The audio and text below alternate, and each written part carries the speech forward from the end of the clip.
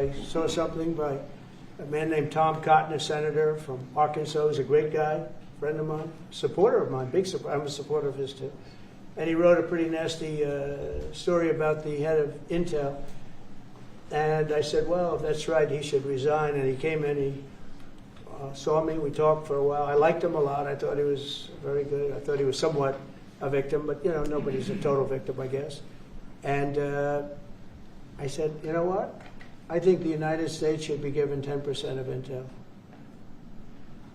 And he said, I would consider that. I said, well, I'd like you to do that because Intel has been left behind, as you know, compared to Jensen and some of our friends, NVIDIA, some of the people, and the people in, because Intel should have never been. Intel was the biggest, most powerful chip company in the world.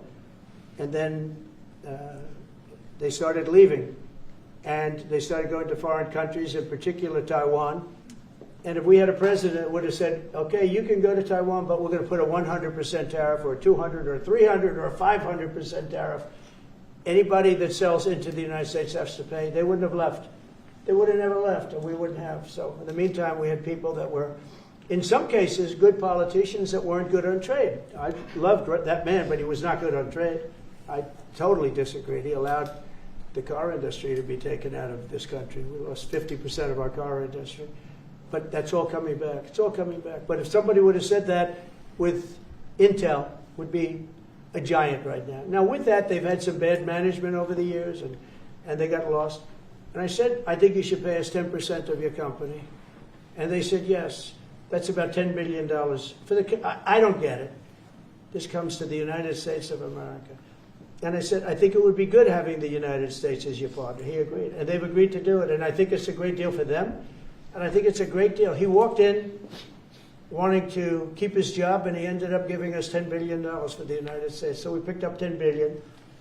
And we do a lot of deals like that. I'll do more of them. If somebody has, like we have restrictive covenants with Jensen. We have, it's NVIDIA.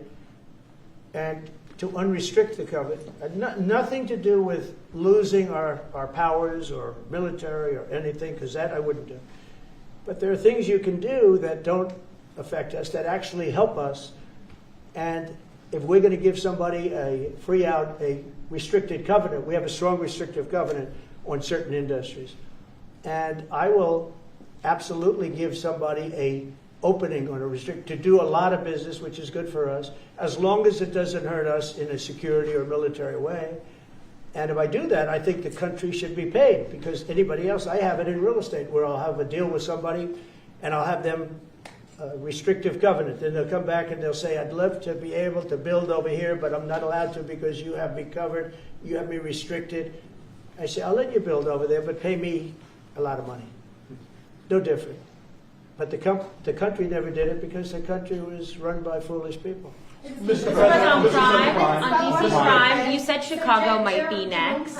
Chicago might be next. Are you making, have there been concrete steps that the administration is taking No, to do that? I or what are haven't other cities as well? I haven't spoken to the mayor. He's grossly incompetent. I haven't spoken to the mayor, no.